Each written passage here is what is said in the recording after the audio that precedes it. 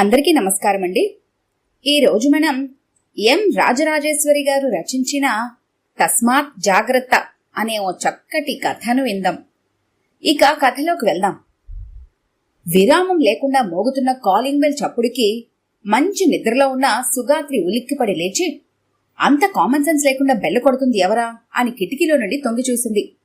తలుపుకి అవతల సుమారు 25-30 ఏళ్ల మధ్య ఉన్న ఒక అమ్మాయి చాలా కంగారుగా నిలబడి అటు ఇటు దిక్కులు చూస్తూ ఏ క్షణాన లోపలికొద్దామా అని ఎదురు చూస్తోంది. ఆమె దృష్టి మాటిమాటికి వీధి చివర నిలుస్తోంది. సుగాత్రి, ఎవరేమే? ఇంతవరకు ఎక్కడా చూసిన గుర్తులేదు. ఎందుకంత కంగారు పడుతోంది? తలుపు తీస్తే చిక్కులు ఎదురుకావు కదా అని తటపటాయిస్తోంది.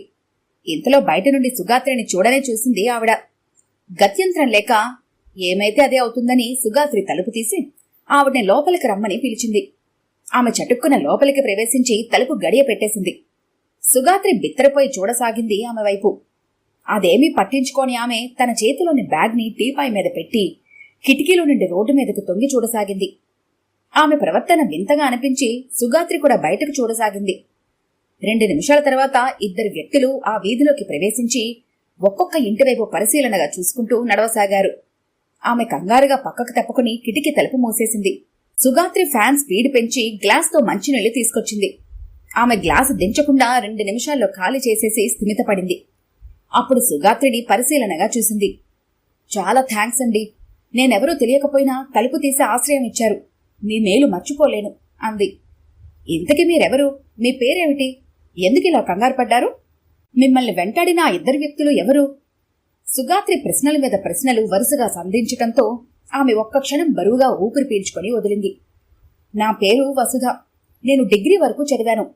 ఏదైనా ఉద్యోగం చేసుకుని నా కాళ్ల మీద నేను నిలబడాలనే ప్రయత్నంలో ఉన్నాను. అయితే మా పిన్ని, అంటే మా నాన్నకు 2వ భార్య తమ్ముడు రంగారావు నాకు మామయ్య వరుస అవుతాడు. వాడు కూడా మా ఇంట్లోనే ఉంటాడు. వాడికి లేని వ్యసనాలంటూ లేవు. సకల గుణాభిరాముడు. ఎప్పటి నుండో వాడికి నా మీద కన్ను పడింది. నన్ను లొంగ తీసుకోవాలని చాలాసార్లు విఫలయత్నం చేశాడు. నేను వాడి ఆటలు సాగనివ్వలేదు. మందరలాంటి మా పిన్ని వాడికి చెడు ఆలోచనలు నూరిపోసింది. ఎలాగూ డిగ్రీ చదివింది. రేపు మాపు ఉద్యోగం చేస్తుంది. దాన్ని పెళ్లాడితే ఎప్పటికీ నాకు నువ్వే దిక్కంటూ నీ కాళ్ల దగ్గర పడుంటుందని చెప్పటంతో వాడు రూటు మార్చి నన్ను పెళ్లాడమని వేధించసాగాడు. దానికి నేనే కాదు, మా నాన్న కూడా అస్సలు ఒప్పుకోలేదు. వీడి బారి నుండి తప్పించుకోవాలంటే ఎక్కడైనా ఉద్యోగం సంపాదించుకుని ఆ ఇంట్లో నుండి వెళ్ళిపోమని నాన్న సలహా ఇచ్చారు. ఆ సలహా మూలంగా నేను ఉద్యోగం సంపాదించుకుంటే అది పసిగట్టిన ఆ దుర్మార్గుడు ఆర్డర్ కాగితం నాకందనీయకు చింపేసి నేను వాడి చేతుల్లో నుండి జారిపోతున్నానని గ్రహించాడు. ఎవరికో ఫోన్ చేసి రప్పించాడు. మా పిన్ని ఆవిడ తమ్ముడు కలిసి కూరలు అమ్మినట్లుగా ఆ వచ్చినవాడికి నన్ను 50,000కు అమ్మేశారు. నేను నిద్రపోతున్నానని అనుకుని బిగ్గరగా జరగవలసిందంతా ముచ్చటించుకుంటున్నారు. వాడు నన్ను ముంబైకి తీసుకువెళ్లి అక్కడ వేశ్యాగృహంలో ఇంకెవరికో లాభానికి అమ్ముకుంటాడట. వాళ్ల మాటలు విన్న నేను ఏం చేయాలో అర్థం కాక వణికిపోయాను. ఎలాగో ధైర్యం తెచ్చుకొని గబగబా చేతికందిన బట్టలు, సర్టిఫికెట్లు పట్టుకొని వాళ్ల కంటపడకుండా ఇంట్లోంచి బయటపడ్డాను. గేటు చప్పుడికి మా పిన్ని నన్ను చూడనే చూసింది. పారిపోతున్నానని అరవటంతో అనుకోని ఈ సంఘటన తేరుకొని వాళ్ళు నన్ను అనుసరించేసరికి రోడ్డెక్కేశాను. వాళ్ల చేతికి చెక్కకుండా సందులు గొంతులు తిరిగి మీ ఇంటి తలుపు తట్టాను. మీరు దయతో నాకు ఆశ్రయం ఇచ్చారు అంది ఆమె. వసుధ కనవిన్న సుగాత్రి మనసు ఆమె పట్ల జాలితో నిండిపోయింది. సమయానికి తన తలుపు తీయబట్టి లోపలికొచ్చి తప్పించుకుంది. లేకుంటే అన్యాయంగా ఆ కిరాతకుల చేతిలో పడి తన జీవితాన్ని కోల్పోయేది. ఆమె వచ్చి 10 నిమిషాలపైనే అయింది. ఆపద నుండి తప్పించుకున్నానన్న ధైర్యం వచ్చాక ఆమెకి ఆకలి గుర్తుకొచ్చి అడగడానికి మొహమాటపడి పరిసరాలు పరికించసాగింది. ఆమె చూపులను అర్థం చేసుకున్న సుగాత్రి లేచి కిచెన్లోకి వెళ్ళింది. ఫ్రిడ్జ్లోంచి దోసల పిండి తీసి 4 దోసలు, చట్నీ వేసి వసుధకి అందించింది. ఆమె మొహమాట పడుతూనే టిఫిన్ ప్లేట్ అందుకుని రావురావురమంటూ తినసాగింది. సుగాత్రి కాఫీ కలుపుకొని పట్టుకొచ్చింది. వసుధ చామన ఛాయ రంగుతో ఒత్తుగా లావుగా ఉన్న తలకట్టు, సన్నని నడుము, పొడవుకు తగ్గ లావుతో ఆకర్షణీయంగా ఉంది. చాలాసేపు పరుగులు పెట్టడం వల్ల ఆమె మొహం అలసటగా ఉంది. కళ్ళు నిద్రని ఆహ్వానిస్తున్నాయి. ఒకసారి టాయిలెట్ వాడుకోవచ్చా అండి అంది మొహమాటంగా చూస్తూ. సుగాత్రి లేచి టాయిలెట్ చూపించి సోపు, టవలు కూడా అందించింది. ఆమె ఫ్రెష్ అయి, మీ సహాయానికి చాలా థ్యాంక్స్ అండి, నేనింక బయలుదేరతాను అంది చేతులు జోడిస్తూ. సుగాత్రి ఏం చేయాలో అప్పటికే ఆలోచించి పెట్టుకుంది. నాకన్నా చిన్నదానవు కాబట్టి నిన్ను వసుధ అని పిలుస్తాను. ఇప్పుడు ఇంత అర్జెంటుగా ఎక్కడికి వెళ్తావు? నువ్వు బయటకెళ్తే ఆ రౌడీల కంటపడి దొరికిపోతావు. ఇంకా నీకోసం వెతుకుతూనే ఉంటారు.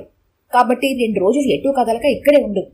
ఆ తర్వాత పరిస్థితులు కుదుటపడితే మీ నాన్నగారికి ఫోన్ చేయడమో, నీకు ఉద్యోగం దొరికిన ఊరికి కాంటాక్ట్ చేసి అపాయింట్మెంట్ వేరే కాపీ తీసుకోవడమో చేద్దువుగాని. తొందరపడి బయటకు వెళ్లకు. ఏం చేయాలో నిదానంగా ఆలోచించుకో. వసుధకి ఆ సలహా నచ్చినా, నా వలన మీకు ఇబ్బంది కలుగుతుందేమో అంది సందేహంగా. మా వారు క్యాంపుకెళ్లారు. ఎల్లుండికి కానీ రారు. ప్రస్తుతానికి నేనొక్కదాన్నే ఉంటున్నాను. కాబట్టి భయ సందేహాలు లేకుండా నిశ్చింతగా ఉండొచ్చు. వసుధ మొహం ఉత్పారింది. అలాగేనండి. నేను నిలదొక్కుకోవడానికి 2 రోజులు కూడా అవసరం లేదు. రేపటికల్లా మా నాన్నకి ఫోన్ చేయడమో, నాకు జాబ్ వచ్చిన చోటుకి వెళ్లటమో చేస్తాను అంది సంతోషంగా. ఒకరినొకరు ఎప్పటి నుండో తెలుసుకున్నట్టుగా ఇద్దరు కబుర్లు చెప్పుకొని టీవీ చూసి భోజనం చేశారు.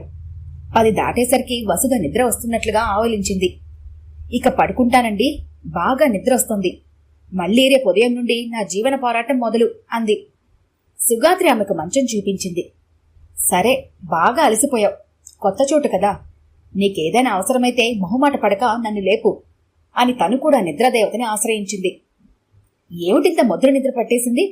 బాత్రూంకి కూడా మెలకువ రాకుండా అంటూ ఉలిక్కిపడి కళ్ళు తెరిచింది సుగాత్రి. పరిసరాలు తనకి పరిచితం కావు.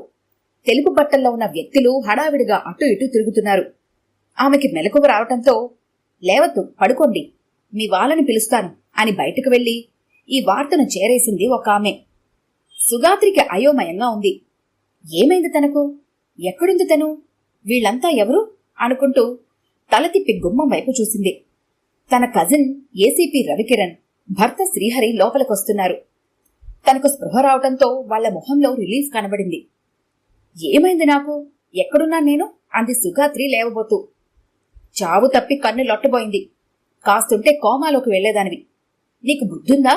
ముక్కుమొహం తెలియని వాళ్ళని లోపలికి రానివ్వడమే కాకుండా నీ పుట్టింటి బంధువుల్లా మేపి ఒక్కదానివి ఉన్నప్పుడు ఆశ్రయం ఇస్తావా? ఏదో చెప్పి బయటకు పంపించక శ్రీహరి కోపంగా అరిచాడు సుగాత్రి మీద. సడన్ గా గుర్తుకు తెచ్చుకున్న సుగాత్రి, అన్నట్లు వసుధ ఏది? వెళ్ళిపోయిందా? అవును, ఆ అమ్మాయి అనుకువగా అందంగా ఉంది కదా. నా తమ్ముడికిచ్చి పెళ్లి చేసి పుట్టింటి బంధువుగా చేసుకోవాలి అనుకున్నాను అంది. ఆమె మాటలు విన్న రవికిరణ్ గట్టిగా నవ్వాడు. మంచి ఉద్యోగంలో ఉన్న మన వేణుకేం కర్మ? పెళ్లైన మొదలమొహాన్ని పెళ్లి చేసుకునేందుకు అన్నాడు. ఆ మాటలకు అదిరిపడ్డ సుగాత్రి మంచం మీద నుంచి లేచి కూర్చుంది. ఏమిటి? వసుధకు పెళ్లైందా అంటూ ఆశ్చర్యపోయింది. అంతగా ఆశ్చర్యపోకు. వాళ్ళ గురించి చేదు నిజాలు, నగ్న సత్యాలు విన్నాక అప్పుడెలాగో ఆశ్చర్యపోక తప్పదు నీకు. అతని మాటలు విన్న తర్వాత సుగాత్రికి అర్థమైంది, తనేదో పెద్ద ప్రమాదంలో ఇరుక్కొని అదృష్టవశాత్తు తప్పించుకుందని. నాకు తెలియకుండా ఏదో జరిగింది. ఏం జరిగిందో చెప్పన్నయ్యా, నా ఊహకు అందటం లేదు అంది బెదురుగా. ఇక సస్పెన్స్ లో పెట్టలేను, చెప్తాను వినండి అని అందరివైపు చూస్తూ కుర్చీలో కూర్చున్నాడు. మీ ఆయనది టూరింగ్ జాబ్ అని తెలుసుగా. ఇంట్లో నువ్వు ఒక్కదానివే ఉంటున్న సంగతి ఆ ముఠా వాళ్ళు పసిగట్టారు. అందుకే వాళ్ల పథకంలో భాగంగా వసుధ పేరుతో తను ఆపదలో ఉన్నట్లు, తనను రక్షించమన్నట్లు నీకు సినిమా కథ వినిపించేసరికి అది చెప్పిందంతా నిజమేని నమ్మేసి నీ మరదలుగా కూడా ఊహించుకున్నావు. వసుధ అలియాస్ విజయలక్ష్మి వెనకాలే వచ్చినవారు ఆమె ఇంట్లో దూరి క్షేమంగా సెటిల్ అవటం గమనించి వెనక్కి వెళ్లిపోయారు. డిగ్రీ చదివాను, ఉద్యోగం వచ్చింది అని చెప్పగానే ఆమె వయసును కూడా పట్టించుకోకుండా గొప్పగా ఊహించుకొని మర్యాదలు చేసేశావు. రాత్రి నువ్వు పడుకోగానే అంతవరకు నిద్ర నటించిన విజయలక్ష్మి లేచి అలికిడైతే నువ్వు నిద్ర లేవకూడదని తనతో తెచ్చుకున్న మత్తుమందు నీకు స్ప్రే చేసేసింది. అయితే అప్పుడే శ్రీహరి నీకు ఫోన్ చేశాడు. ఫోన్ చప్పుడికి కంగారు పడ్డ ఆమె ఫోన్ రిసీవర్ పక్కన పడేసి మోతాదుకి మించి మత్తుమందు చల్లేయటంతో నువ్వు అచేతన స్థితికి వెళ్ళిపోయావు. నువ్వు ఫోన్కు రెస్పాన్స్ అవ్వకపోవటంతో శ్రీహరి నాకు ఫోన్ చేసి ఒకసారి సంగతేమిటో నన్ను కనుక్కోమన్నాడు. పెట్రోలింగ్లో ఉన్న నేను జీపు సందు చివర ఆపి 2 కానిస్టేబుల్ని వెంటపెట్టుకుని మీ ఇంటికొచ్చాను. నువ్వు మత్తలో ఉన్నప్పుడు అది దాని మొగుడికి తండ్రికి ఫోన్ చేసి రప్పించింది. వాళ్ల పాపం పండి దోచుకోవాలనే తొందరలో వీధి తలుపు దగ్గరగా వేసి బీరువా తలుపు తెరిచి నీ నగలు, చీరలు, వెండి సామాన్లు, డబ్బు, ఖరీదైన సామాన్లన్నీ మూటకట్టారు. ఆ వచ్చిన వాళ్లలో ఒకడికి కొత్త ఆలోచన వచ్చింది. దీనికి మెలకు వచ్చిందంటే మధ్యాహ్నం నుండి దానితో కలుసున్న నిన్ను తేలిగ్గా గుర్తుపడుతుంది.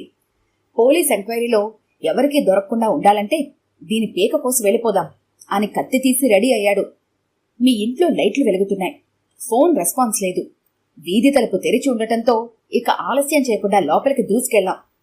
ఆ దొంగలు మమ్మల్ని చూసి పారిపోవాలని ప్రయత్నించారు గాని చివరికి దొరికిపోయారు. పోలీస్ మర్యాద జరిగేసరికి ఆడదొంగ జరిగిందంతా చెప్పింది. ఏ మాటకు ఆ మాటే చెప్పుకోవాలి. దాని అన్ని దెబ్బలు కొట్టినా కూడా నిన్ను, నీ ఆతిథ్యాన్ని ముచ్చుకోకుండా ఉండలేకపోయింది. సుగాత్రి మొహం పాలిపోయింది. జరిగిన సంగతి తెలుసుకుని చిగురుటాకులో వణికిపోయింది. ఒక్క నిమిషం రవికిరణ్ రావటం ఆలస్యమైతే ఆ దొంగలు తన గొంతు కోసి దారుణంగా హతమార్చేవారు. మాటల గారడితో పగలు మత్తులో ముంచితే రాత్రి నిజం మత్తులో పడేసి తన ప్రాణాలకే ఎసరు పెట్టింది. జీవితంలో ముక్కుమొహం తెలియని కొత్తవారికి ఆశ్రయం ఇవ్వకూడదని మనసులోనే చెప్పుకుంది. అన్నయ్య, నీ కస్టడీలో ఉన్న వసుధ, అదే ఆ విజయలక్ష్మిని ఒకసారి చూపిస్తావా? ఎందుకు? నీ తమ్ముణ్ణి చేసుకోమని నచ్చజెప్తావా? శ్రీహరి హాస్యమాడాడు. రవికిరణామితో చాలా ఎక్కువ మోతాదులో మత్తుమందు పీల్చి 2 రోజులు స్పృహ లేకుండా ఉన్నావు. ఈ రోజు రెస్ట్ తీసుకో, రేపు తీసుకెళ్తాలే అన్నాడు. వసుధ అన్న పిలుపుకి లాకప్లో తలంచుకుని కూర్చున్న విజయలక్ష్మి తలెత్తి చూసింది. ఎదురుగా తననే తీవ్రంగా చూస్తున్న సుగాత్రి. పెట్టుకున్న విగ్గు తీసివేయడం వల్ల పొట్టి జుట్టు, 3 రోజులుగా స్నానపానాదులు లేకపోవడం వల్ల మాసిన చీర, దెబ్బల తీవ్రతకు ఆమె మొహం ఉబ్బి చాలా అసహ్యంగా ఉంది. ఇటువంటి దాన్న తాను నమ్మి ఇంట్లోకి రానిచ్చి ఆదరించింది. వసుధ అన్న పేరుతో నాటకమాడి కట్టుకథను వినిపించి అన్నం పెట్టిన చేతిని నరకాలనే చూశావు కదే. నీలాంటి వారి మూలంగానే మనుష్యులంటేనే నమ్మకం పోతోంది. నిజంగా ఆపదలో ఉన్నవారు సహాయం చేయమని వేడుకున్నా వారిని అనుమానించి తరిమి కొట్టే పరిస్థితి ఏర్పడుతోంది. ఛీ, మీది ఒక బ్రతికేనా? ఇలాంటి బ్రతుకు బ్రతికే బదులు చావరాదు? పోలీసులు కొట్టిన దెబ్బల కన్నా సుగాత్రి మాటలు విజయలక్ష్మికి చురకత్తుల్లా గుచ్చుకొని ఆమె వైపు చూడడానికి కూడా మొహం చెల్లక తలదించుకుంది. అర్థమైందా సుగాత్రి? నీలా ఒంటరిగా ఉన్నవారు కొత్తవారి విషయంలో జాగ్రత్తగా ఉండాలి. ఒకవేళ వారిని ఆదుకునే పరిస్థితి కలిగినా నీ పక్కవారికో లేక పోలీస్ కంట్రోల్ రూమ్కో వారి గురించి చెబితే అవాంఛనీయ సంఘటనలు జరగకుండా రక్షించబడతారు. ఇక ముందైనా ఆపదలు కొని తెచ్చుకోక జాగ్రత్తగా ఉండు అన్నాడు హెచ్చరికగా రవికిరణ్. ఈ కథ కనుక మీకు నచ్చినట్లయితే లైక్ చేయండి, షేర్ చేయండి. మరిన్ని ఇంట్రెస్టింగ్ కథల కోసం మా ఛానల్ని తప్పకుండా సబ్స్క్రైబ్ చేసుకోండి.